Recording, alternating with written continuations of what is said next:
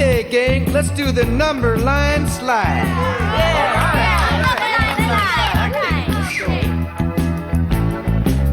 Let's do the number line slide. Let's do the number line slide.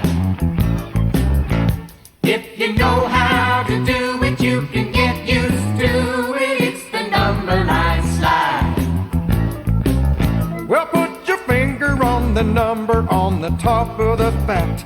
If it's plus, slide forward. If it's minus, slide back. How many spaces should you slide? It depends on the number near the bottom line. Let's do the number line slide. Let's do the number line slide. If you know how